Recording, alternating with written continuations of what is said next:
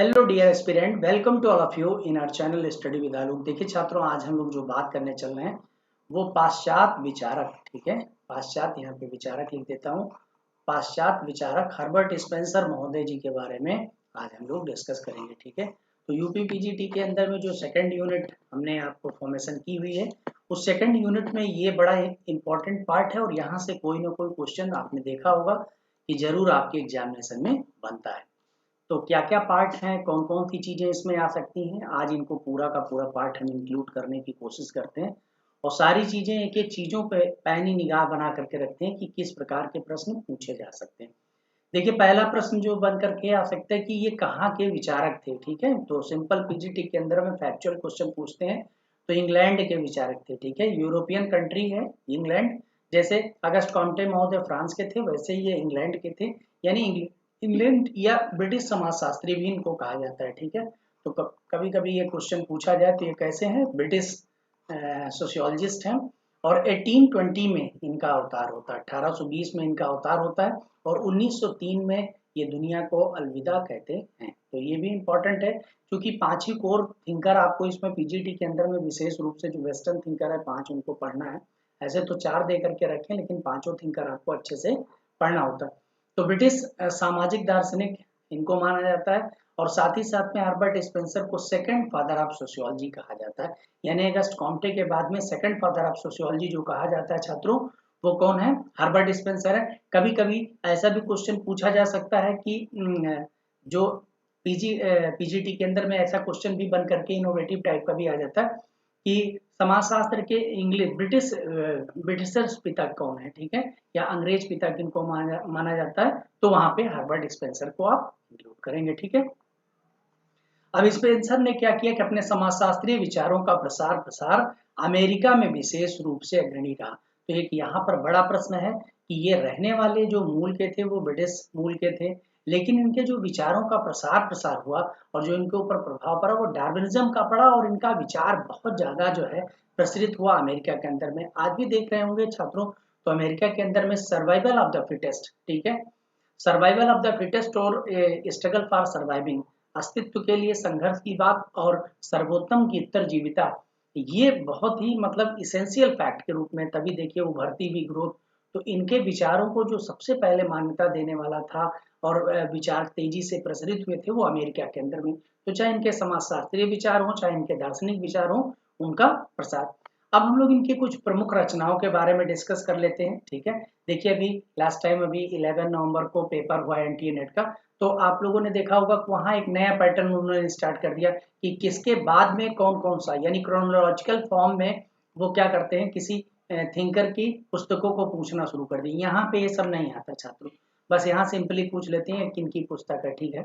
तो अभी आप देखिए लास्ट में प्रोफेसर योगेंद्र प्रताप जो है योगेंद्र सिंह जी का निधन भी हुआ था, तो उनसे भी लेकर के उन्होंने क्वेश्चन पूछा हुआ था। तो आपको एक चीज ये भी जरूर पैटर्न को देखते हुए चलना है कि कभी भी क्वेश्चन कहाँ से बनता है, जो चीजें रिसेंट में अगर कोई घटित हो रही हैं, ठीक है, तो वहां से क्वेश्चन जरूर बनता है, ठीक है। तो अभी आपने देखा होगा कि बहुत ही जो है समाजशास्त्र को, भारतीय समाजशास्त्र को बहुत बड़ी क्षति प्राप्त हुई है प्रोफेसर बीडी त्रिपाठी, ठीक है।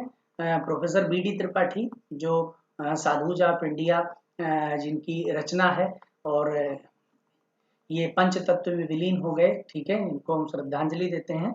और एक चीज है कि अब यहाँ से क्वेश्चन जरूर पूछा जाएगा, ठीक है। जैसे इंडियन साधु आपने देखा होगा कि जीएस घुरिये करके आता है, तो ऐसे साधुज ऑफ इंडिया थोड़ा सा अपोजिट करके sadhus of India BD Tripathi sir की रचना है और ये बीएचयू के बहुत ही प्रकांड विद्वानों में रहे, भारतीय परंपरा को, भारतीय समाजशास्त्र की परंपरा को आगे बढ़ाने में बहुत ही प्रमुख योगदान दिया है इन्होंने। तो इनके ऊपर एक लेक्चर जो है अब आगे चल करके हम इस पर भी फॉर्मेशन करेंगे क्योंकि कोई ना कोई क्वेश्चन बन सकता। तो देखिए जब हम बात करते हैं अमेरिका के अंदर में, तो फर्स्ट फादर ऑफ वो आपको डिस्कस हो चुका था कि August Comte, second father of sociology Herbert Spencer, ये भी आपने देखा होगा।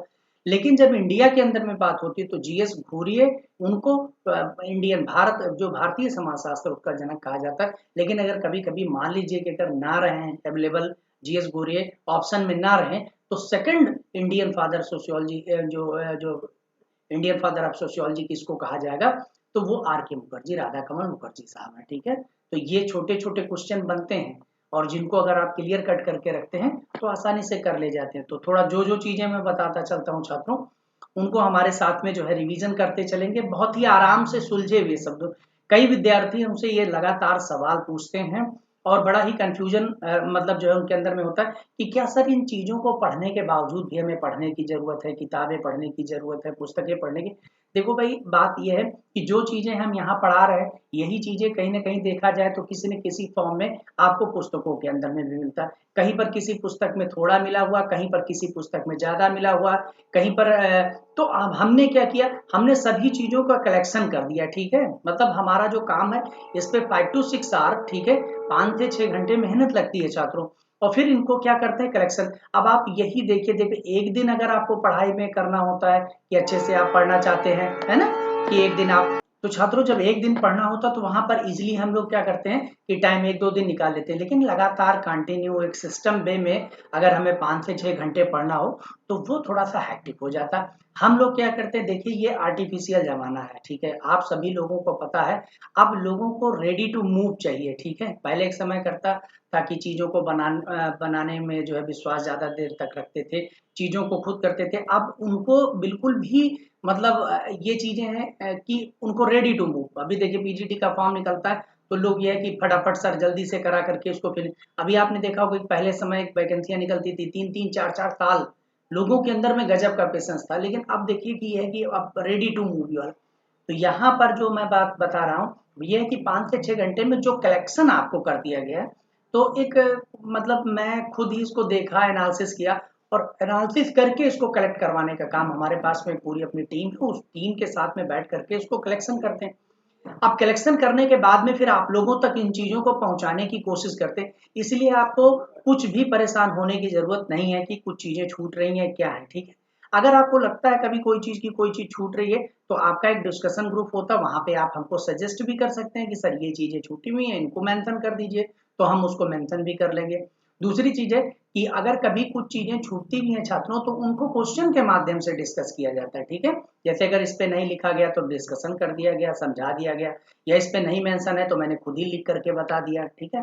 तो इसलिए हमें जो लगता है कि अगर आप इतनी चीजें, देखिए कोई भी विद्यार्थी हो, जो लोग सेलेक्ट भी हो चुके हैं, अगर आप उनसे मिलेंगे, उनसे पूछेंगे आपको सब आता है, पूरा कोर्स का तैयार है, वो भी कहेंगे कि नहीं, मतलब पूरी चीजें नहीं आती। तो फिर कैसे, फिर सिलेक्शन कैसे हो गया, ये बड़ा प्रश्न। देखिए दो चीजें मैंने लास्ट टाइम भी बताया हुआ था कि बुद्धिमान और विद्वान दोनों अलग। विद्वान तो तब बनता है छात्रों जब आप लगातार सतत और कई वर्षों तक पढ़ाते हैं, चाहे लेक्चरर के रूप में, चाहे प्रोफेसर के रूप में। लेकिन बुद्धिमान बन करके कम से कम पढ़ करके ज्यादा ज्यादा क्वेश्चन को टैकल कर ले जाना, ये आपको काम करना, ये हम आपको बता देंगे, ठीक है। तो आइए देखते हैं उसी क्रम में। और बाकी संपूर्णता का भाव, कहीं ना कहीं संपूर्णता का भाव रहेगा कि जितने भी क्वेश्चन आपके आते हैं उनको आप टैकल कर सकें, ठीक है। कोई चीज इनोवेटिव आती है, कोई ऐसी चीजें अगर आपने देखा होगा कि कभी कभी वो क्वेश्चन ऐसा पूछ लेते हैं, मान लीजिए 10 क्वेश्चन ऐसा पूछ लेते हैं छात्रों, और पूछते ही हैं हर एग्जामिनेशन 10 क्वेश्चन ऐसा पूछता है जो अपने आप को विद्वान दिखाने के, मतलब वो आयोग भी कहता है देखो भाई हमने ये क्वेश्चन पूछ लिया। तो जो 10 क्वेश्चन ये है इसको हटा दीजिए, आप इस 10 क्वेश्चन को, मान लीजिए 125 क्वेश्चन है, 10 क्वेश्चन अगर लेफ्ट भी कर दीजिए, मान लीजिए एकदम ऐसा क्वेश्चन पूछ रहे हैं कि पता ही नहीं चल रहा कहाँ से, और इसी 10 को लेकर के लोग रोना रोते हैं कहाँ से आ गया क्या। अरे भाई 10 हटा दीजिए तो 115 क्वेश्चन हुआ। अगर 115 आप बेहतरीन कर लेते हैं, ठीक है, और बेहतरीन करते हैं, लेकिन फिर भी आपने देखा होगा 2-4 क्वेश्चन गलत जाते ही जाते हैं छात्रों। तो मान लो अगर 110 क्वेश्चन किसी भी विद्यार्थी को आ जाए, आने वाले क्वेश्चन जिनको आप टैकल कर सकते हैं, ठीक है, तो अगर 110 क्वेश्चन अगर आप कर ले जाते हैं छात्रों, तो फिर बचते कितने हैं, 5 क्वेश्चन तो इसमें निकल ही गया तुरंत क्योंकि आपके गलत हो गए। मैंने बताया कि 10 क्वेश्चन इनोवेटिव, इस 10 में से गेस करेंगे तो 2 क्वेश्चन, 3 क्वेश्चन, 4 क्वेश्चन, 5 क्वेश्चन तक सही होने की संभावना है कि नहीं सर। तो ये जो चीजें होती 10 में से कितने आपके सही हुए, 4 सही हुए, 5 हुए, तो भी आप 115-20 की ओर जाने लगते हैं, ठीक है। तो कहने का मतलब ये हो गया कि सिलेक्शन के लिए जो आपका मेन स्कोर है वो करना जरूरी होता है, वो आपके पास में इस 115 के अंदर में 110 112 तक लेकर जाते हैं, कम से कम गलतियां प्रैक्टिस। अब जैसे मैंने 115 के अंदर में बताया 110 आप सही कर सकते हैं, ये वो कर सकता है जो वो एक बार पढ़े, एक बार टेस्ट सीरीज दे ले। लेकिन जो 5-6 बार टेस्ट सीरीज रिवीजन कर चुके हैं, 5-6 बार इसको रिवाइज कर चुके हैं, वो आते हुए क्वेश्चनों को कभी नहीं गलत करते। बस इतना ही जान लीजिए, अगर आपने एक बार पूरे कोर्स में हमारे साथ में अच्छे से पढ़ा है और अच्छे से रिवीजन किया है, टेस्ट सीरीज दिया है, सारी टेस्ट सीरीज दी है, ठीक है, संडे टू संडे हम लोग टेस्ट सीरीज करते रहेंगे, तो ये मान के चलिए अगर आते हुए क्वेश्चन जिनको आप खुद कहते हैं कि सर ये मुझे आता है, कहीं ना कहीं मैंने पढ़ा है, लेकिन अगर आते हुए क्वेश्चन आपने गलत कर दिए 4-5, अब आप बाहर हो जाएंगे एग्जामिनेशन से, ठीक है। पीजीटी के अंदर में ये चीज होती है, हायर एजुकेशन के अंदर में हो सकता है आप अंदर में रहे तो भी, लेकिन अगर पीजीटी के अंदर में आते हुए 5-6 क्वेश्चन अगर आपके चले गए तो आपको कोई सफल नहीं करा सकता। इसका मतलब ये हो गया कि हमें जो क्वेश्चन आता है वो आता है, ठीक है, जो नहीं आता वो नहीं आता। तो अब आने वाले, इसीलिए मैंने बताया कि बहुत टफ सिलेबस नहीं है, और कहीं ना कहीं अगर आप देखें तो बहुत डिटेल्ड भी नहीं पूछता कि ऐसा क्वेश्चन पूछ ले कि आप कंफ्यूज हो जाए। सीधा सीधा क्वेश्चन है, आप पढ़ते चलिए, हमारे साथ तैयारी करते चलिए। थोड़ा सा सोशियोलॉजी एक ऐसा विषय है कि जहाँ 50% अंडरस्टैंडिंग है छात्रों, तो 50% अंडरस्टैंडिंग भी है, ठीक है। तो 50% लर्निंग और 50% अंडरस्टैंडिंग। लर्न भी करना पड़ेगा, केवल अंडरस्टैंड करने से काम नहीं बनने वाला, लर्न जरूर करना है। तो देखिए सोशल स्टैटिक्स 1851 के अंदर में इनकी पहली पुस्तक थी, इसको भी ध्यान रखना है आपको, ठीक है। तो 1851 में सोशल स्टैटिक्स ये पुस्तक थी। सिंथेटिक फिलॉसफी, ये भी क्वेश्चन पूछा जा चुका है, इसी पुस्तक के अंदर में उन्होंने यूनिवर्सल जो इवोल्यूशन की थ्योरी दी थी, यानी सार्वभौमिक विकास के सिद्धांत का विश्लेषण फर्स्ट टाइम किया हुआ था। तो क्वेश्चन पूछा जा सकता है, एकदम से बिल्कुल आ सकता है अच्छा क्वेश्चन, क्योंकि ये इवोल्यूशन के लिए जाने जाते हैं, ठीक है। मतलब जो इवोल्यूशन था, उद्विकासीय सिद्धांत को विशेष रूप से मान्यता देने का। देखिए उद्विकासीय अवधारणा की अगर बात की जाए तो कॉम्टे में भी उद्विकास की अवधारणा को उन्होंने भी मान्यता प्रदान की, वो भी और मतलब उद्विकासीय थे, लेकिन छात्रों क्या था कि वो उन्होंने थ्योरी नहीं दिया। अगर एज ए सिद्धांत के रूप में, विश्लेषण के रूप जो है सिद्धांत के रूप में विश्लेषित करने का काम किया है, तो वो हर्बर्ट स्पेंसर का ही नाम आता है, ठीक है। फर्स्ट प्रिंसिपल की बात की जाएगी तो आप इसको ध्यान रखिएगा कि सार्वभौमिक उद्विकास का सिद्धांत किसमें दिया था, सिंथेटिक फिलॉसफी में दिया हुआ था। फर्स्ट प्रिंसिपल की बात की जाएगी 1362 के अंदर में ये पुस्तक लिखी हुई थी, ठीक है, इसको भी ध्यान रखिएगा। Principle of biology, principle of psychology, principle और स्टडी ऑफ सोशियोलॉजी। देखिए प्रिंसिपल प्रिंसिपल करके दो चीजें, तो दो प्रिंसिपल्स आ गए, दो principle of biology then principle of psychology. देखिए बायोलॉजी कैसे आपको लर्न करके रखा, चूंकि डार्विन से प्रभावित थे तो बायोलॉजी पहले आ गई और बाद में फिर साइकोलॉजी आ गई, और स्टडी ऑफ सोशियोलॉजी 1873 के अंदर में पुस्तक। तो ये इतनी पुस्तकें, ये मतलब बहुत ही इसेंशियल, इनको आपको लर्न करना, 3-4 बार आप लर्न करिएगा और टेस्ट में इंक्लूड किया जाएगा तो ऑटोमेटिकली आपको आ जाएगा। प्रिंसिपल ऑफ सोशियोलॉजी में अगर आप देखिए ये 3 वॉल्यूम के मतलब ये प्रस्तुत की गई 1876, फिर 1879 और 1906 में। और प्रिंसिपल ऑफ एथिक्स, तो प्रिंसिपल्स ऑफ एथिक्स भी इन्होंने आगे चल करके पुस्तक लिखी। उसके बाद में फिर डिस्क्रिप्टिव, ठीक है, तो डिस्क्रिप्टिव सोशियोलॉजी ये पुस्तक मोस्ट इंपॉर्टेंट है, मैंने देखा है कई बार ये पूछा गया कि डिस्क्रिप्टिव सोशियोलॉजी किसकी पुस्तक है, ये आप लर्न करके रखिएगा, ये क्वेश्चन आया हुआ पीजीटी के अंदर में। उसके बाद में देखिए the proper sphere of government, ऐसा भी क्वेश्चन हो सकता है, ठीक है, जिसमें उन्होंने जो हस्तक्षेप नीति के बारे में बताया था, लेसेस फेयर पॉलिसी के बारे में यहाँ डिस्कस किया हुआ। द पॉलिटिकल इंस्टीट्यूशन, ठीक है, जो पॉलिटिकल इंस्टीट्यूशन है, देखिए जो सामाजिक संस्था शब्द का प्रयोग किया था, उन्होंने संस्थाओं का प्रयोग ही किया हुआ था, लेकिन साथ ही साथ में द पॉलिटिकल इंस्टीट्यूशन राजनीतिक संस्थाओं के बारे में भी चर्चा की थी यहाँ पर। तो द पॉलिटिकल इंस्टीट्यूशन, इस टर्म को भी लर्न करके रखिएगा। और एक इनकी लास्ट में मैंने यहाँ पुस्तक लिख करके रखी है जो पीजीटी के अंदर में भी आ चुकी है, अन्य जो परीक्षाएं होती हैं डीएसएसबी वगैरह, उसमें तो ये क्वेश्चन पूछा जा सकता है, the man versus the state, ठीक है, the man versus the state, ये भी मोस्ट इंपॉर्टेंट है, ठीक है। अब आइए छात्रों हम लोग जो बात करते हैं, इनके कुछ प्रमुख थ्योरीज हैं, ठीक है, इनके कुछ प्रमुख सिद्धांत हैं जो लगातार आपसे पूछे जाते हैं, उनको भी इंक्लूड कर लेते हैं, ठीक है। देखिए समाज का सावयवी सिद्धांत इन्होंने, ऑर्गेनिक जो थ्योरी थी, ठीक है, तो ऑर्गेनिक थ्योरी ऑफ सोसाइटी ये इन्होंने दिया, यानी इस पुस्तक के अंदर, इस सिद्धांत के अंदर में उन्होंने समाज जो सोसाइटी है और जो सावयव है ऑर्गेनिज्म कोई जीव, इसका तुलना करने का काम किया है, ठीक है, तो कंपेरिजन करने का काम, उसमें क्या क्या सिमिलरिटी है, क्या क्या डिफ्रेंसिएशन है, इनका व्याख्या करने का कार्य किया, ठीक है। इसके अलावा देखा जाए तो सामाजिक उद्विकास का सिद्धांत भी प्रस्तुत किया, ठीक है, तो सामाजिक उद्विकास का सिद्धांत ये जो बहुत ही फेमस है, इवोल्यूशन थ्योरी, कैसे किस तरीके से जीवों का उद्विकास हुआ, इसी तरीके से समाज का उद्विकास हुआ, इस पे भी उन्होंने चर्चा किया। साथ ही साथ में राज्य का समाजशास्त्रीय सिद्धांत थी। ऐसा भी क्वेश्चन पूछा जा सकता है कि स्टेट का जो स्टेट है इसका सोशियोलॉजिकल थ्योरी किसने प्रस्तुत किया, कि राज्य का समाजशास्त्रीय राज्य को जो है समाजशास्त्रीय अप्रोच में समझाने की कोशिश किसने की है, तो वो आपका क्वेश्चन आ जाएगा हर्बर्ट स्पेंसर से, ठीक है। और उसके बाद में फिर जो है नेक्स्ट इसमें आ जाता है कि सार्वभौमिकता एवं प्राकृतिक अधिकारों का समाजशास्त्रीय सिद्धांत। जो सार्वभौमिकता है, यूनिवर्सलिटी है, जो आपके नेचुरल राइट्स हैं, ठीक है, इनका जो समाजशास्त्रीय सिद्धांत भी प्रस्तुत करने का काम किसने किया है, वो आपका हर्बर्ट स्पेंसर ने। तो ये सब ऐसी ऐसी चीजें हैं जो कभी कभी आपसे पूछी जाती हैं, इनडायरेक्ट रूप में ये सब चीजें पूछी जाती हैं छात्रों, और इनको लोग जो है अवॉइड कर देते हैं या नई चीजें कर पाते हैं, वहां पर समझ नहीं आता कि ये क्वेश्चन कहाँ से आ गए।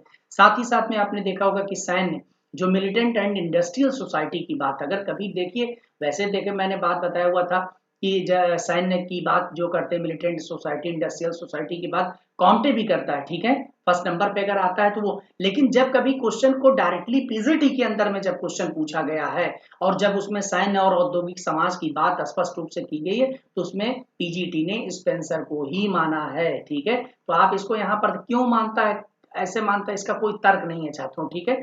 जब स्पष्ट रूप से सैन्य और औद्योगिक समाज की बात की जाती है तो आपको जब एग्जामिनेशन, चूंकि मैंने बताया ना कि जो नेचर होता है एग्जामिनेशन का नेचर कैसा है, तो यहाँ पीजीटी के पैटर्न पर अगर हम लोग बात करेंगे तो स्पेंसर को ही उन्होंने कई बार माना है, अपने आंसर को कभी गलत नहीं करते। तो स्पेंसर आप लगाइएगा, ठीक है, कि सैन्य और औद्योगिक समाज का जो सिद्धांत दिया है, इस प्रकार की थ्योरी प्रस्तुत की है, वो किसने दिया है, स्पेंसर ने। अब वो जब नेट के अंदर में कभी क्वेश्चन पूछा तो इस प्रकार की बातें किसने कहा है, ठीक है, ऐसा मतलब जो है, तो वहां पर शुरुआत वो करते हैं, ठीक है, एक थ्योरेटिकल प्रॉब्लम, लेकिन जहां यहाँ पर जो सिद्धांत की बात होती है उसको स्पेंसर महोदय ने दिया। तो सैन्य और औद्योगिक समाज के सिद्धांत की बात जो किया है वो हर्बर्ट स्पेंसर महोदय ने किया, ठीक है।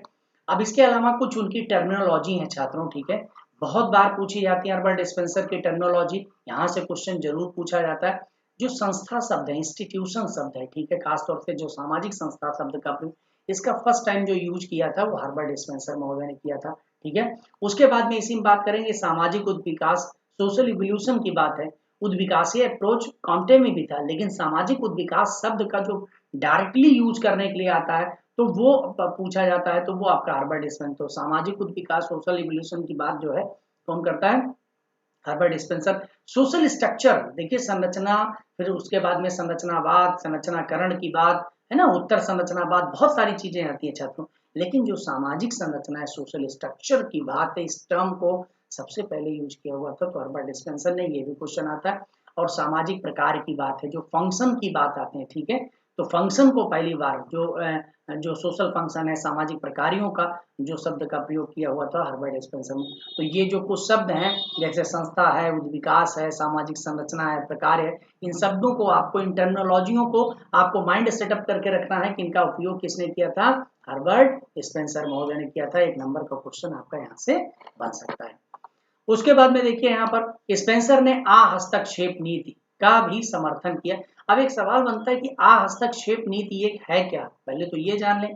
और साथ ही साथ में एडम स्मिथ की एक पुस्तक थी द वेल्थ ऑफ नेशन, कई बार पीजीटी के अंदर में ये पुस्तक मैंने देखा पूछी गई। अब आप सोचिए ये इकोनॉमिक्स के हैं, ठीक है, इकोनॉमी के मतलब अर्थशास्त्र के जनक कहे जाते हैं एडम स्मिथ महोदय, और उनकी पुस्तक काफी फेमस रही द वेल्थ ऑफ नेशन। लेकिन ये पुस्तक सोशियोलॉजी में कई बार पूछी गई, क्यों, क्योंकि कारण था कि वो एडम स्मिथ महोदय से जो सेकंड फादर ऑफ सोशियोलॉजी थे हर्बर्ट स्पेंसर, उन्होंने ग्रहण किया हुआ था हस्तक्षेप की नीति, ठीक है, जिसको हम कहते हैं लेसेस फेरे पॉलिसी, ठीक है, कभी कभी लेसेस फेरे पॉलिसी भी लिख करके आ जाता है, लेसेस फेरे पॉलिसी।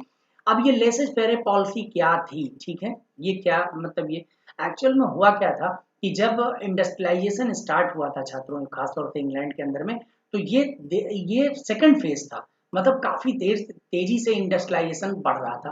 तो जब इंडस्ट्रियलाइजेशन बढ़ रहा था तो पूंजीपतियों की संख्या भी बढ़ रही थी धीरे धीरे करके, ठीक है, मतलब एक तरफ पूंजीपत बढ़ रहे थे तो दूसरी तरफ सर्वहारा भी बढ़ रहे थे।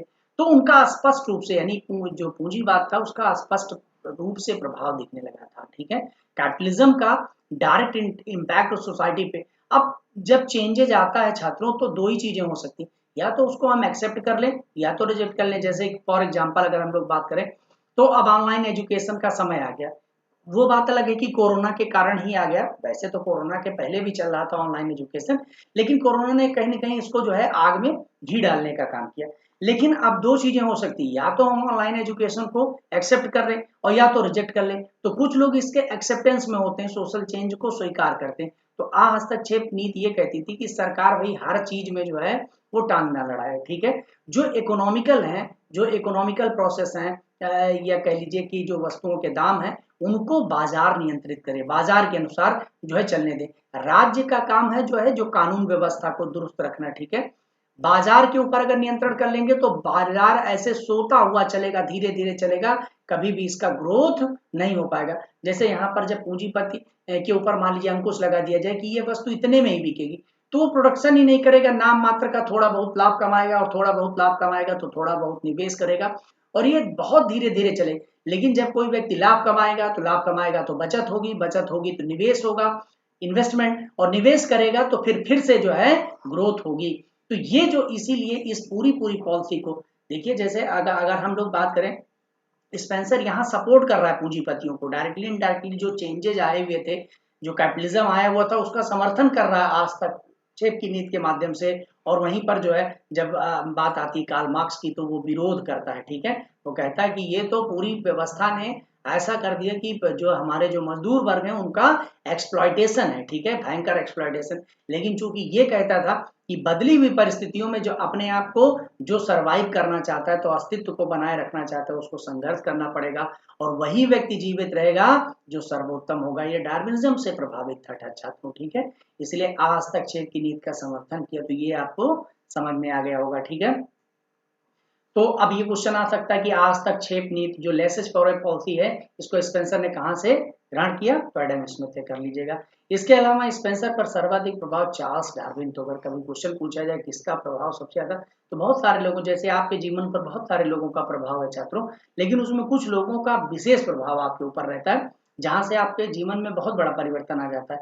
तो हर्बर्ट स्पेंसर महोदय के ऊपर जो सबसे ज्यादा प्रभाव था वो चार्ल्स डार्विन महोदय का था, ठीक है। और डार्विन के उद्विकास का सिद्धांत कि कैसे जीवों का उद्विकास हुआ तथा प्राकृतिक वर्ण, ठीक है, जो नेचुरल सिलेक्शन है, ठीक है, और साथ ही साथ में सर्वोत्तम की उत्तरजीविता के सिद्धांत, नेचुरल सिलेक्शन थ्योरी, ठीक है, सर्वोत्तम की उत्तरजीविता, सर्वाइवल ऑफ द फिटेस्ट, ठीक है, और अस्तित्व के लिए संघर्ष, ठीक है, स्ट्रगल फॉर सर्वाइविंग।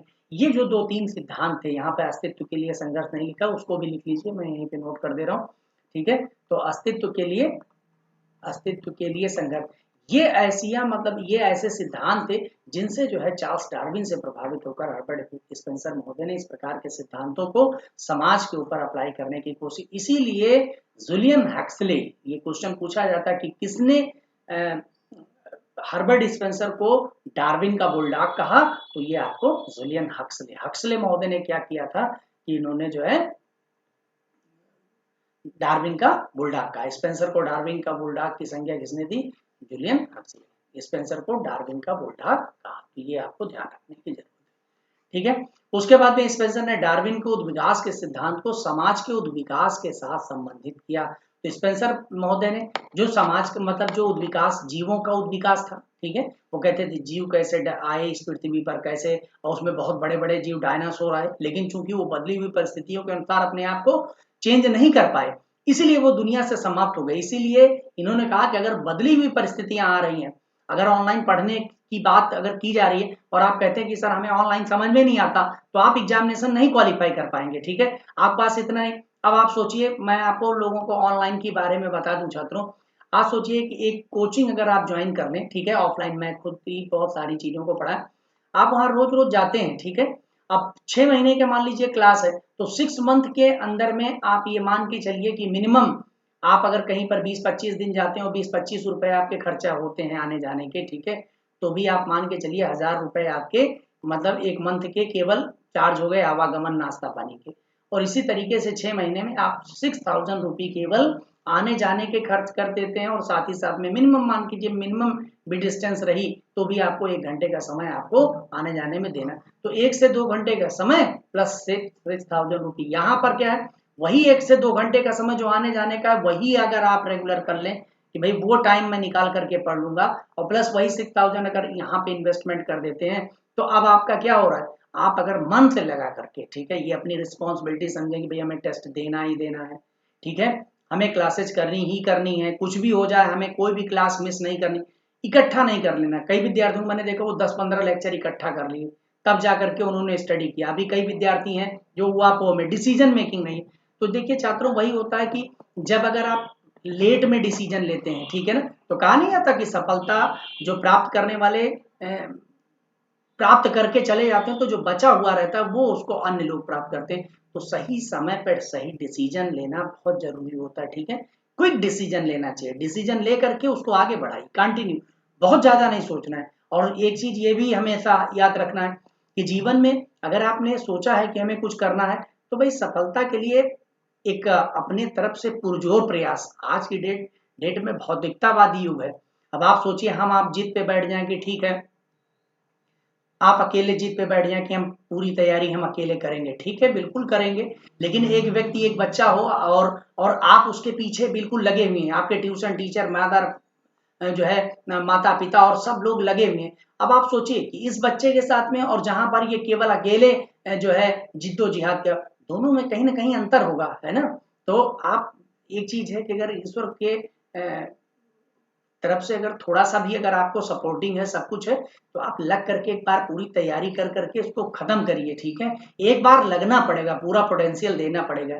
ये नहीं जैसे 90 डिग्री तक गए, उसके बाद जैसे अब बॉइलिंग पॉइंट आया कि 100 पे जाना है, आपने क्या किया, स्टोव बंद किया, उतारो भाई, हो गया काम खत्म, ठीक है, नहीं हो पाएगा। स्टेट चेंज करना है अगर आपको, स्टूडेंट से अगर आपको गवर्नमेंट जॉब में अगर जाना है, स्टेट अपनी अवस्था को चेंज करना है, तो अपने आप को एक बार 100 डिग्री पर बॉयल करना पड़ेगा, ठीक है। तो आइए मेहनत करते हैं।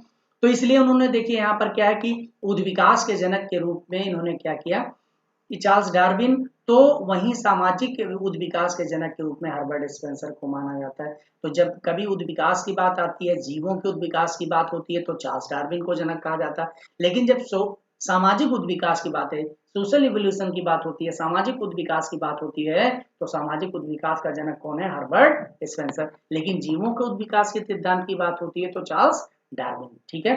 अभी देखिए कि जो सामाजिक उद्विकास का सिद्धांत है, इसको हर्बर्ट स्पेंसर ने अपनी पुस्तक फर्स्ट प्रिंसिपल में दिया हुआ था। तो ये आपको याद रखना है, उद्विकास के का जो कॉन्सेप्ट दिया था, किसमें दिया था, फर्स्ट प्रिंसिपल, पहला जो सिद्धांत था, उसी में ही उन्होंने बताया हुआ था कि उद्विकास ये सिद्धांत ही है, सर्वाइवल ऑफ द फिटेस्ट, सर्वोत्तम की उत्तरजीविता होगी और अस्तित्व को बनाए रखने के लिए संघर्ष करना होगा, ये चीज याद रखिएगा, ठीक है।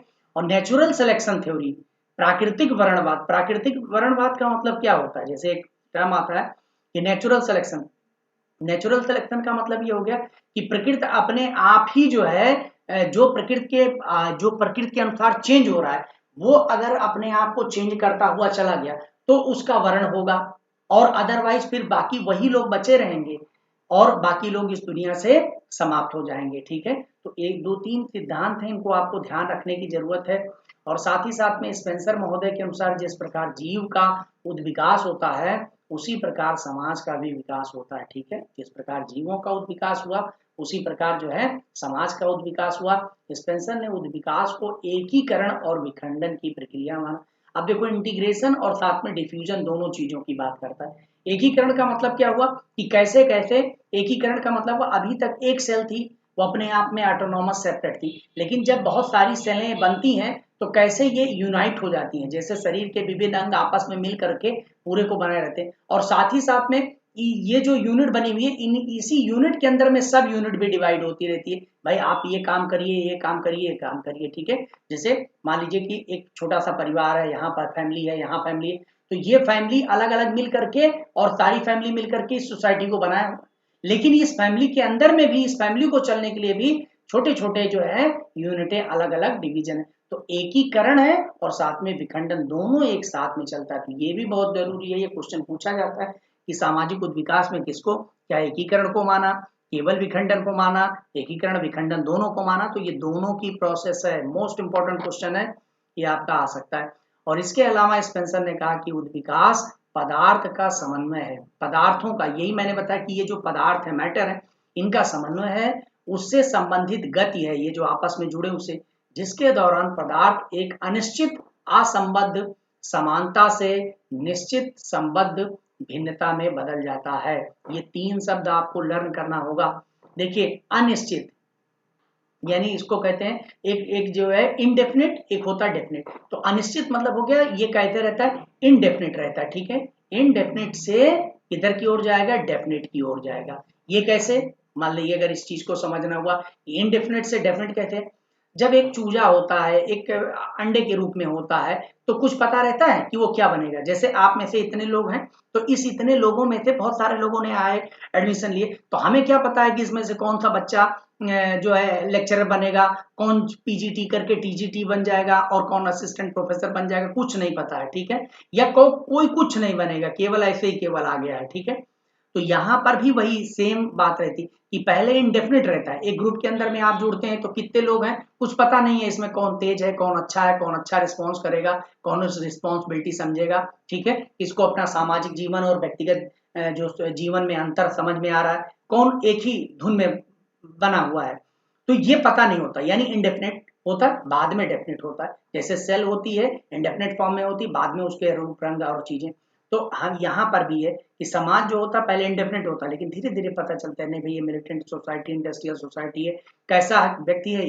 इसीलिए अनिश्चित थे निश्चित। दूसरी असंबद्ध, इनकोहेरेंट, एक टर्म यूज करते हैं इनकोहेरेंट।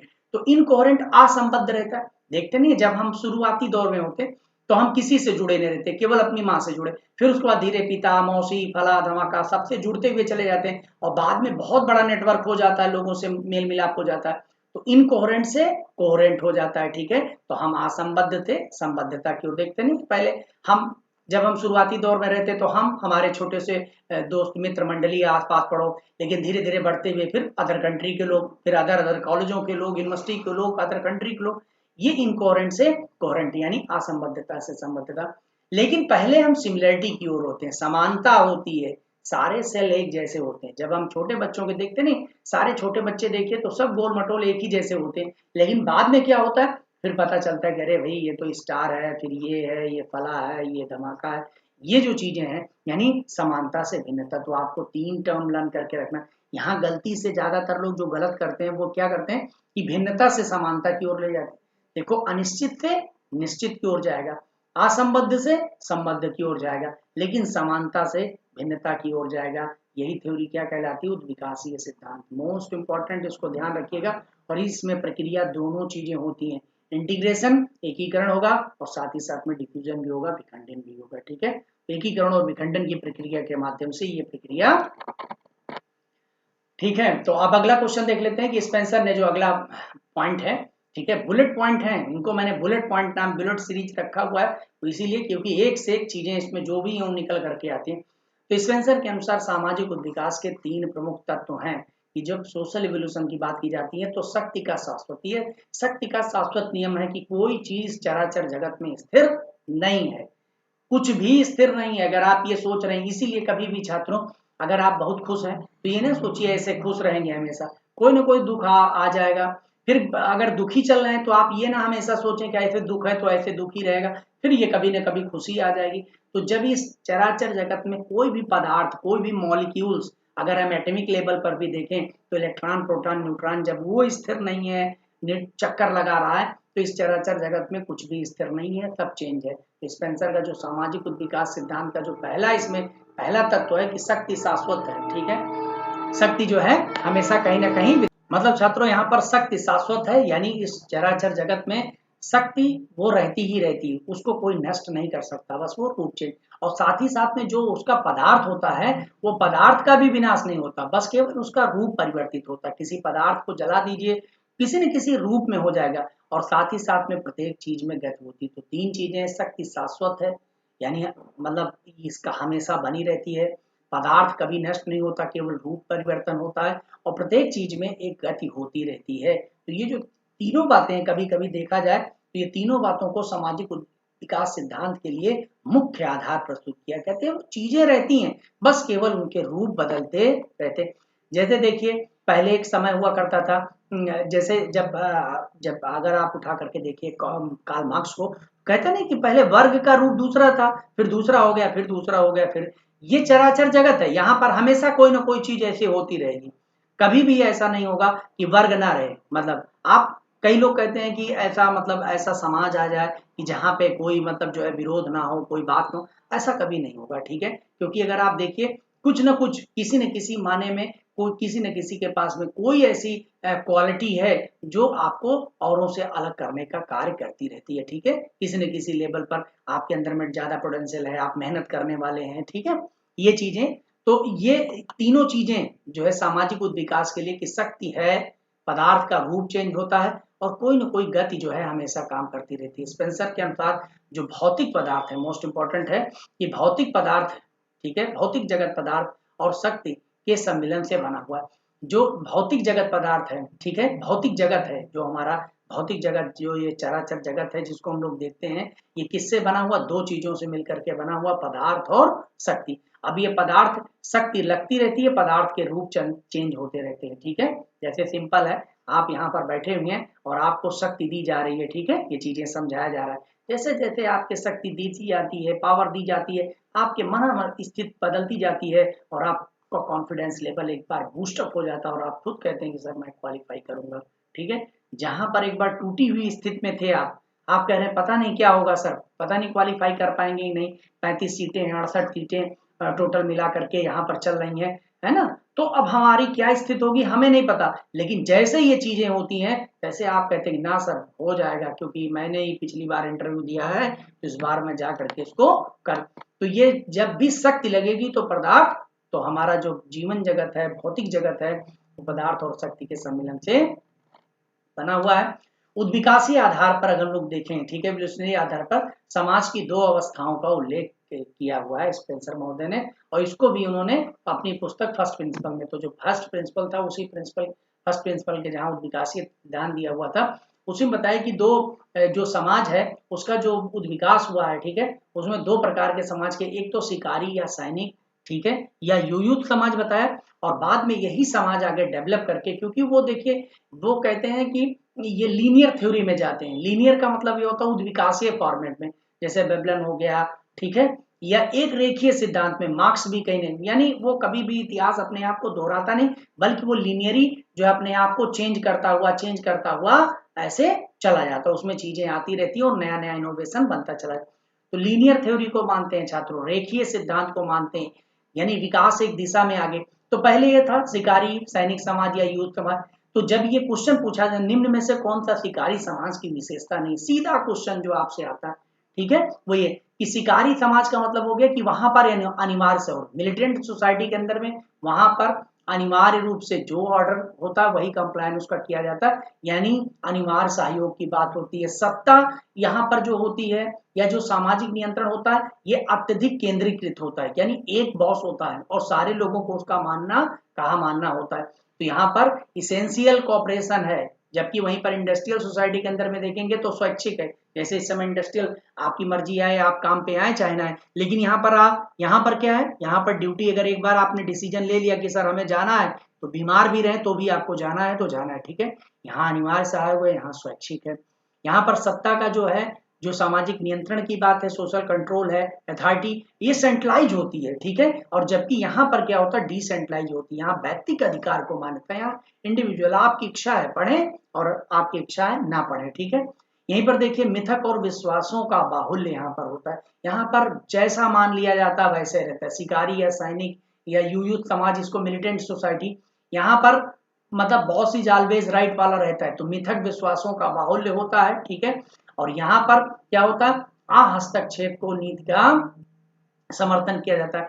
हस्तक्षेप यानी सरकार केवल क्या करे, पुलिसिया समाज रहे, ठीक है, वो इकोनॉमिकल चीजों में डिस्टरबेंस ना करे, केवल पुलिस प्रशासन को संभालने का कार्य करे। और यहाँ पर कठोर अनुशासन होता है, इतना ज्यादा कठोर अनुशासन होता है कि जो सार्वजनिक जीवन है उसके बीच में घनिष्ठ एकरूपता, यानी कि जो आपका सार्वजनिक जीवन है और निजी जीवन, यहाँ पर मैं लिख दे रहा हूँ सार्वजनिक एवं निजी जीवन के मध्य में, ठीक है। तो सार्वजनिक और निजी जीवन के मध्य घनिष्ठ, देखते नहीं आर्मी मैन जो होता है उसका सार्वजनिक लाइफ भी जो जाता है वहां पर भी बहुत राइट टाइम और सब कुछ, और जो उसका व्यक्तिगत लाइफ घर में भी वो एकदम बिल्कुल राइट टाइम रहता है, ठीक है। सारी चीजों का सिस्टम वे में रहता है, खाना पीना उसका सब कुछ एकदम टाइम टू टाइम, एकदम सारी चीजें वेल अप टू डेट रहती। तो यहाँ सार्वजनिक जीवन और निजी जीवन एकदम एक रूप जैसा होता है। और जबकि यहाँ पर अगर हम लोग बात करेंगे औद्योगिक समाज की, तो निजी और सार्वजनिक जीवन पृथक पृथक।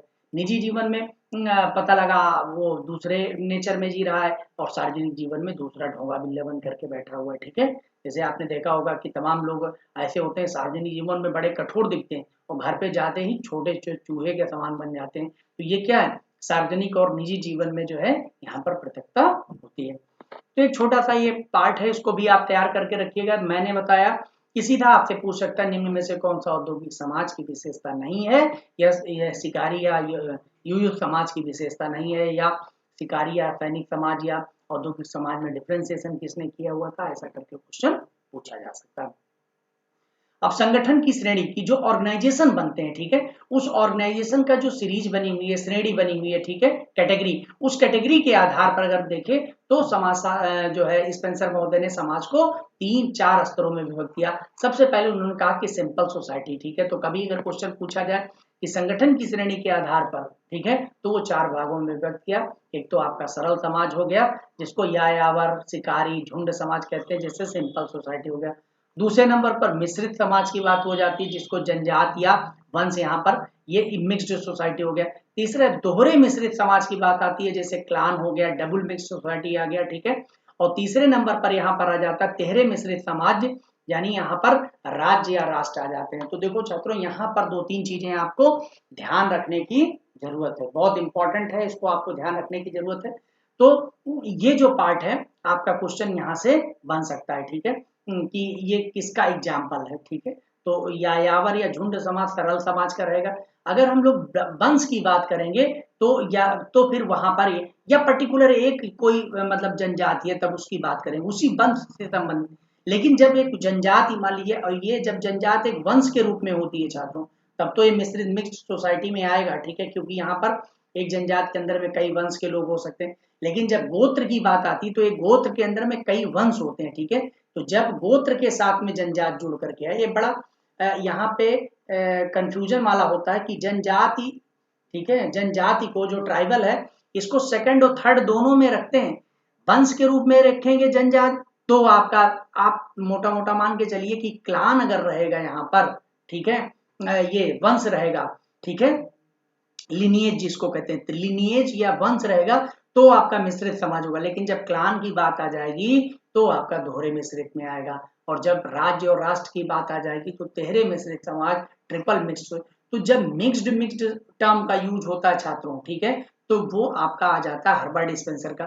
इसी तरीके से जब एक टर्म आता है सिंपल सोसाइटी, कॉम्प्लेक्स सोसाइटी की बात, और फिर डबली कॉम्प्लेक्स, ट्रिपली कॉम्प्लेक्स की बात, जब कॉम्प्लेक्स सोसाइटी की बात होगी और कोहेरेंट की बात यूज करते हैं, ठीक है, जब वो कहते हैं कॉम्प्लेक्स और बहुखंडित समाज की बात, तो जब हम कॉम्प्लेक्स सोसाइटी इंग्लिश में यूज करें और साथ ही साथ में बहुखंडित समाज की बात करें तो वो दुर्कीम का होगा। तो आगे दुर्खाइम महोदय का जब बात आती है तो वो मतलब जो है दोहरे मिश्रित बहुखंडी समाज की बात करते हैं। तो जब बहुखंडी पॉलीसेगमेंटेड टर्म का यूज करेंगे, इंग्लिश में पॉलीसेगमेंटेड टर्म यूज होने लगे और कॉम्प्लेक्स वर्ड का यूज होने लगे तो वहां पर वो दरखाइम को होगा। लेकिन जब mixed society, double mixed society, triple mixed society की बात हो तो ये हर्बर्ट स्पेंसर का होगा। मोस्ट इंपॉर्टेंट, बहुत बार कंफ्यूज होता है बहुत सिंपल क्वेश्चन। ये जो नए विद्यार्थी होते हैं वही सब कंफ्यूज होते हैं, जितने हमारे पुराने विद्यार्थी वो ये सब कभी गलत नहीं करते, क्योंकि उन्होंने उनको इतनी प्रैक्टिस हो जाती है। अभी आप जैसे यहाँ सुने, नोट्स पढ़े, अब यही क्वेश्चन आप टेस्ट सीरीज में सॉल्व कर ले, क्यों गलत करेंगे वहां पे, और उसके बाद गलत करते हैं छात्रों, तो फिर तब फिर एक प्रश्न चिन्ह बनेगा। इसका मतलब ये हो गया, तो भी अगर आप ये कहेंगे कि सर क्या मैं तब नहीं सफल हो पाऊंगा, हो जाएंगे। इसका मतलब जरूरत है आपको, जैसे कुछ विद्यार्थी एक बार उन्होंने पढ़ लिया, लिख लिया, टेस्ट सीरीज दे दिया, काम। लेकिन ऐसे विद्यार्थी जो एक बार सॉल्व करने के बाद भी दोबारा गलत करें, इसका मतलब उनको 2-4-6 बार पढ़ने की जरूरत होती है, 3 बार उनको सॉल्व करने की जरूरत है। चलिए भाई 3 बार टेस्ट सीरीज सॉल्व करिए, ठीक है, ताकि एकदम रट जाए। स्पेंसर के अनुसार समाज और सावियों के मध्य में समानता क्या है? भाई समाज जो सोसाइटी है और जो ऑर्गेनिज्म जीव है, कैसे दोनों के मध्य में, दोनों प्राकृतिक नियमों से संचालित होते हैं, ठीक है। प्राकृतिक नियम, नेचुरल सिलेक्शन थ्योरी या सर्वाइवल ऑफ द फिटेस्ट, ठीक है, या स्ट्रगल फॉर सर्वाइविंग, दोनों के लिए कोई भी समाज तभी जीवित रहेगा जब वो स्ट्रगल करेगा, जीव भी तभी जीवित रहेगा जब स्ट्रगल करेगा। दोनों विभेदीकरण जो अभी मैंने बताया था, डिफ्यूजन और पारस्परिक निर्भरता, जो म्यूचुअल डिपेंडेंसी है या इंटीग्रेशन है, उसी के सिद्धांत का अनुसरण करते हैं। भाई समाज भी अगर एकदम से कट जाए तो धीरे धीरे करके समाज तो एक दूसरे के ऊपर निर्भर है, समाज भी और जीव भी, जीव के विभिन्न अंग भी, और दोनों में विकास होता है और साथ साथ में धीरे धीरे करके ह्रास भी होता है। तो विकास और ह्रास की स्थिति समाज में भी देखने को मिलती है और साथ साथ में जीव में भी। स्पेंसर महोदय ने अपनी पुस्तक प्रिंसिपल ऑफ सोशियोलॉजी में आदिसावयवी सादृश्यता का सिद्धांत प्रस्तुत किया। ये बहुत इंपॉर्टेंट है, आदिसावयवी, ठीक है, सादृश्यता यानी ये क्या चीज होता है, एनोलॉजी की बात है, ठीक है। जब कभी कभी सोशल एनोलॉजी, सामाजिक सादृश्यता का सिद्धांत है, ठीक है, कभी कभी पूछा जाता है कि सामाजिक सादृश्यता का सिद्धांत, ठीक है, या इसको हम आदिसावी यानी इसको हम कहते हैं सुपर ऑर्गेनिक, ठीक है, सुपर ऑर्गेनिक। तो सुपर ऑर्गेनिक एनोलॉजी की बात की जाएगी। सुपर ऑर्गेनिक एनोलॉजी ये थ्योरी किसने प्रस्तुत की, तो ये हर्बर्ट स्पेंसर। अब ये सुपर ऑर्गेनिक क्या होता है, देखो एक ऑर्गेनिक मतलब होता है, ऑर्गेनिज्म का मतलब ये हो गया जीव। जब जीव से कोई चीज ऊपर, तो देखिए जीव और समाज में कंपेरिजन किया, लेकिन इन्होंने बताया कि भाई ये जो समाज है ये जीव से थोड़ा सा अपग्रेड स्थिति में है। जीव के अंदर में क्या होता है कि अगर इसका कोई भी अंग है, मतलब इसका पूरा सेंटर, पूरा चेतना का केंद्र एक ही स्थान पे होता है, ठीक है। अगर कहीं पे दर्द हो रहा है तो पूरे शरीर को एक दूसरे, लेकिन यहाँ पर क्या समाज के अंदर में पॉलिटिकल स्थित है, इकोनॉमिकल है, यहाँ पर धार्मिक है, कहीं पर धार्मिक रूप से बहुत अच्छा चल रहा हो लेकिन कल्चरल रूप से वीक हो सकता है, इकोनॉमिकल हो सकता है, इकोनॉमिकल बहुत अच्छा हो लेकिन एजुकेशनल वीक हो सकता है। तो ये क्या है, यहाँ पर चेतना का केंद्र विभिन्न स्थानों पर है और यहाँ पर चेतना केंद्र पूरा का पूरा सेंट्रलाइज होता है, इसीलिए इसको अधिसावयव, सावयव से ऊपर की बात करते हैं, ठीक है, सुपर ऑर्गेनिक की बात करता है। तो सादृश्यता है जीव और उसके बाद में जीव के अंदर में और ऑर्गेनिज्म में, दोनों में कंपैरिजन है, लेकिन ये जीव से ऊपर की स्थिति है, ठीक है। तो ऐसा क्वेश्चन पूछा जाता है, तो इसको याद रखिएगा। प्रिंसिपल ऑफ सोशियोलॉजी के अंदर में उन्होंने ये पुस्तक, इसी पुस्तक के अंदर में प्रस्तुत किया। और नेक्स्ट है, स्पेंसर के अनुसार समाज और सावयव के मध्य में कुछ डिफरेंट, संपर्क का अभाव। देखिए यहाँ पर क्या चीज होता है, जीव के अंदर में तो एक चीज कभी कभी क्या होती है कि चीजें जुड़ी रहती हैं, मतलब कुछ भी यहाँ हुआ तो तुरंत ही यहाँ का पता, लेकिन समाज के अंदर में कभी कभी कुछ चीजें यहाँ पर कम्युनिकेशन प्रॉपर नहीं, तो कम्युनिकेशन नहीं हो पाता है, ठीक है। ऐसे चीजें यहाँ घटित होती हैं तो यहाँ तक पहुंचती, उनका इम्पैक्ट पहुंचता है छात्रों, लेकिन होता क्या है, थोड़ा सा समय लग जाता है पहुंचने में कभी कभी, उस तरीके से कम्युनिकेशन, स्ट्रॉन्ग कम्युनिकेशन नहीं है संपर्क, लेकिन जीवों के अंदर में स्ट्रॉन्ग कम्युनिकेशन होता है, ये अंतर हो गया। दूसरी चीज असंगठित चेतना, यहाँ पर चेतना जीव के अंदर में सेंट्रलाइज होती है और यहाँ पर क्या है, कभी कभी जैसे मार्क्स महोदय ने कहा था कि धर्म तो अफीम है, बिल्कुल लोगों को जो है निश्चेत, बहुत सारे लोग हैं जो निश्चेत टाइप में रहते हैं, ठीक है, उनको इस बात का कोई ज्ञान, शिक्षा या तमाम चीजों को, जैसे समाज में बहुत सारी चीजें, जैसे जनसंख्या नियंत्रण के बहुत सारे माध्यम से लेकर सब कुछ व्याप्त है, लेकिन समाज का एक तबका जो है आज भी अशिक्षित है और इन सब चीजों से जो है चेतना युक्त नहीं है, तो यहाँ असंगठित चेतना होती है, एक समस्या है। उसके बाद में सावयव समाज के समान व्यापक नहीं है, जो सावयव होता है वो समाज, जीव जो होता है वो एक बहुत ही लिमिटेड होता है, जैसे भाई बहुत बड़ा जीव हो जाएगा, एलिफेंट हो जाएगा, जीराफ हो जाएगा, इस तरीके से जीव, लेकिन समाज तो बहुत बड़ा है, तो ये वास्ट है। सोसाइटी की बात की जाएगी तो अमेरिकन सोसाइटी, इंडियन सोसाइटी, पूरी दुनिया जो है बड़े समाज और एक समाज, समाज तो बहुत बड़ी अवधारणा हो गई छात्रों। एक समाज में तो यह कि अमेरिकन सोसाइटी हो गया, इंडियन सोसाइटी एक समाज हो गया, लेकिन जब हम सोसाइटी की केवल बात करते हैं तो समाज बहुत बड़ी अवधारणा है, ठीक है। तो समाज बहुत बड़ा अवधारणा के रूप में है, जबकि जो सावयव है, जीव है, वो उतना व्यापक नहीं है, तो ये बेसिक अंतर है। किस तरीके से छात्रों, ये लेक्चर यहीं पर समाप्त नहीं होता, थोड़ा सा इसमें और भी है, एक लास्ट पेज है उसको भी समझा देते हैं, ठीक है। अब यहाँ पर ये क्या कहते हैं कि स्पेंसर महोदय ने क्या कहा उसको हम लोग समझते हैं, ठीक है। देखिए स्पेंसर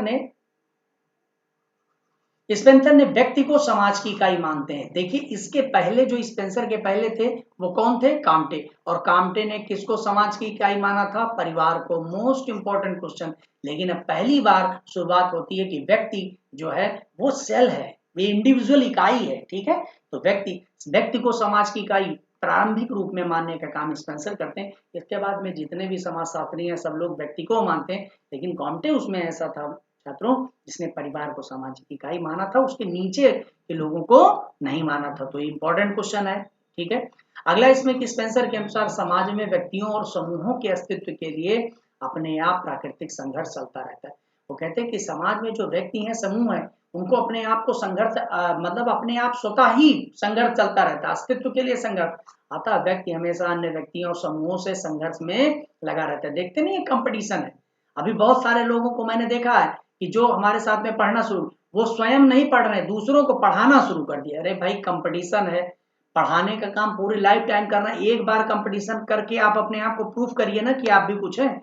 जब तक आप अपने आप को प्रूफ नहीं कर रहे हैं कि आप कुछ हैं, तब तक क्यों कुछ कर रहे हैं? एक बार प्रूफ करना आवश्यक होता है छात्रों, ठीक है। उसके बाद में लाइफ टाइम, देखिए, जीवन यापन करने के लिए, चीजों को करने के लिए कहीं ना कुछ करना पड़ता है।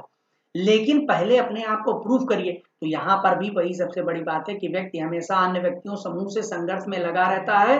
और संघर्ष में है कि ये कंपटीशन है, यहाँ पर साइलेंटली आप आगे बढ़ते रहिए, ठीक है। और इसमें वही जीवित रहता है जो सर्वशक्तिशाली और जो अच्छी तरीके से अनुकूलन कर सकता। मैंने बताया नहीं कि जिसके पास कंटेंट है, मैटर है, सिस्टम है, समझाने वाले लोग हैं, इंटरनेट है, वो धड़ाधड़ पढ़ते हुए चला जा रहा है। टेस्ट सीरीज है, उसने तुरंत, अब एक व्यक्ति बेचारा ऑनलाइन ही टेस्ट सीरीज जिंदगी भर देख पाया, ठीक है, मोबाइल पे।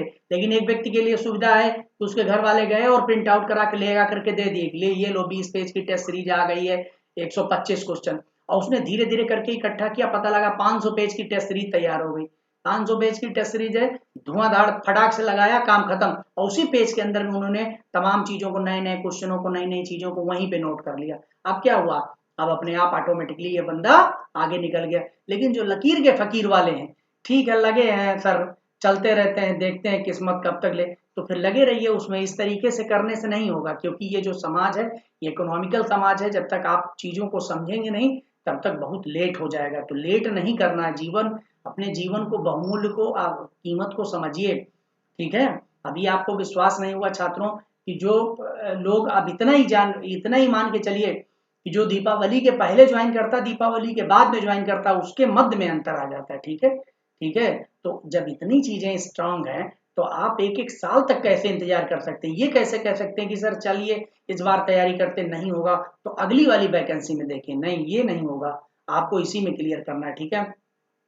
तो नेक्स्ट इसमें आ जाता है कि स्पेंसर के अनुसार जीवित व्यक्ति भय, सरकार एवं मृतक व्यक्ति का भय धर्म की उत्पत्ति का कारण है। देखो, इन्होंने जो घोस्ट का कहा था, धर्म की उत्पत्ति के लिए जो घोस्ट की थ्योरी दी थी, यानी प्रेतात्मा का सिद्धांत। कभी कभी पूछा जाता धर्म का प्रेतात्मा का सिद्धांत, धर्म की उत्पत्ति का प्रेतात्मा का सिद्धांत, घोस्ट सिद्धांत जो दिया है वो किसने दिया है? स्पेंसर महोदय ने। तो सीधा क्वेश्चन ये बन गया।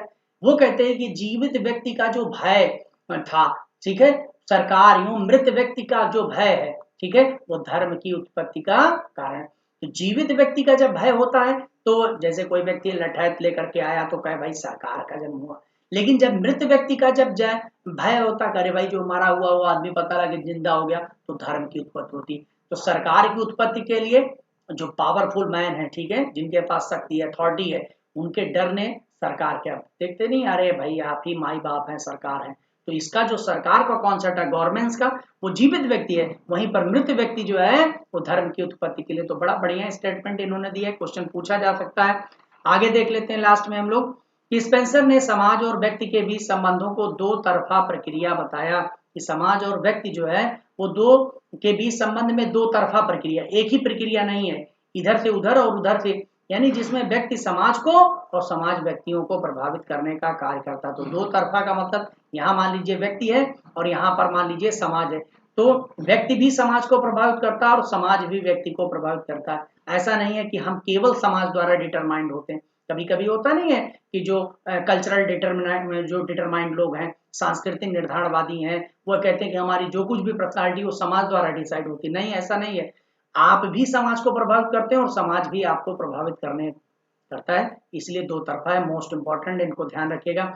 स्पेंसर और हाबाउस, ये दोनों लोग अपने समकालीन थे। तो इन्होंने कहा कि हाबाउस दोनों समाज को एक साववी एकता के रूप में, जैसे समाज क्या है, साववी एकता, जैसे साववी एकता का मतलब जैसे जीव के अंदर में विभिन्न अंग मिल करके और उस जीव को चलाते हैं, उसी प्रकार समाज के अंदर में विभिन्न अंग मिल करके उस समाज को चलाने का काम करते हैं, दोनों लोग मानते हैं। स्पेंसर ने अपने उद्विकासीय सिद्धांत में उत्तरोत्तर विभेदीकरण, मैंने अभी बताया था, डिफ्यूजन की बात करते हैं, ठीक है, डिफ्रेंसिएशन और समायोजन को अधिक महत्व दिया। कहते हैं समायोजित भी होते रहते हैं और विभक्त भी होते रहे। तो नया नया चीजें विभक्त, अपने प्रकारियों को क्या करते हैं, वो विभक्त करते हैं भाई, जो डिवीजन ऑफ लेबर, विभेदीकरण का मतलब यहाँ डिवीजन ऑफ लेबर होता गया, और साथ ही साथ में काम बढ़ते गए और लोगों के ऊपर एक दूसरे की इंटरडिपेंडेंसी बढ़ती गई। तो बहुत बढ़िया इन्होंने विकास सिद्धांत दिया, जिसमें विभेदीकरण और समायोजन तो डिफरेंट डिफरेंट नामों से है, ऊपर भी मैंने इसके बारे में चर्चा की हुई है। और पार्सन्स ने इनके ऊपर टिप्पणी किया हुआ, ये पीजीटी का मोस्ट इंपॉर्टेंट क्वेश्चन है। जब ये आता है, इसी प्रकार का क्वेश्चन आ जाता है, तो लोग डर जाते हैं कि आजकल पार्सन्स को कौन पढ़ता है। टिप्पणी करते हुए इस पे आलोचना करते हैं कि आजकल पार्सन्स को कौन पढ़ता है। ये टिप्पणी किसने की है, पार्सन्स महोदय ने की है। अगला एक आ जाता है कि स्पेंसर के अनुसार उद्विकास का सार्वभौमिक प्रक्रिया, तो उद्विकास पूरी दुनिया के अंदर में यूनिवर्सल है, हर जगह होता रहता है। ठीक है, जैसे आप हैं तो आपका भी उद्विकास धीरे धीरे धीरे धीरे करके चीजें बढ़ती हुई चली जाती हैं। और स्पेंसर ने मानव शरीर में पाए जाने वाले कोष्ठों की तुलना, जो मानव शरीर उसमें जो कोष्ठ पाए जाते हैं उनको पाए जाने वाले मनुष्यों से की है। जिस प्रकार शरीर की सत्ता एक अंग पर आधारित नहीं है कि केवल एक, उसी प्रकार समाज की सत्ता भी एक व्यक्ति या समूह पर आधारित नहीं होती है। जैसे शरीर के विभिन्न अंग, कोष्ठीकरण, तमाम सिस्टम है और सब सिस्टम मिलकर के पूरी बॉडी को बनाते हैं, उसी प्रकार समाज के विभिन्न सिस्टम मिलकर के सोसाइटी को बनाते हैं। एक चीज है, स्पेंसर ने सामाजिक क्रम विन्यास, जो सामाजिक क्रम विन्यास है उसकी जो कुंजी बताया वो प्राकृतिक, नेचुरल सिलेक्शन। नेचुरल सिलेक्शन ही एक ऐसा है, वो क्या करता है, सामाजिक क्रम विन्यास है।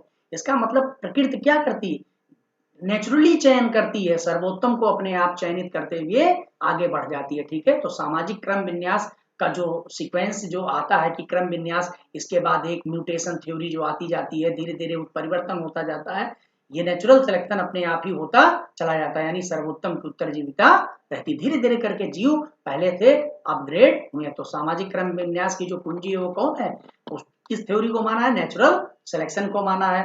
और लास्ट में कहते हैं कि स्पेंसर के अनुसार जीवधारी प्राणी की तरह समाज का विकास सरल से जटिल के रूप में होता है। तो स्पेंसर कहते हैं कि जो जीवधारी प्राणी है, ठीक है, जीवधारी प्राणी की तरह जो समाज का विकास है वो सरल से जटिल के रूप में, तो ऊपर मैंने 3 शब्द बताया था कि सिंपल टू कॉम्प्लेक्स होता है, इनकोहेरेंट से कोहेरेंट होता है और इनडेफिनिट से डेफिनिट होता है, यानी अनिश्चित से निश्चित की ओर होता है, असंबद्ध से संबद्धता की ओर होता है और सरलता से जटिलता की ओर होता है। ठीक है, तो छात्रों इस तरीके से ये पार्ट यहीं पर फिनिश होता है। संडे को टेस्ट है, लेकिन कुछ फेस्टिवल और इन कारणों से जो है ये जो है टेस्ट आपका मंडे को किया गया है। हमेशा संडे को रहता है, जब कभी ओकेशन पर आता है तभी ऐसा किया जाता है। तो हमें पूरी आशा है कि आप लोगों को लेक्चर पूरी चीजें समझ में आए होंगे। आप लोग जरूर एक बार अपना फीडबैक दीजिएगा, ठीक है।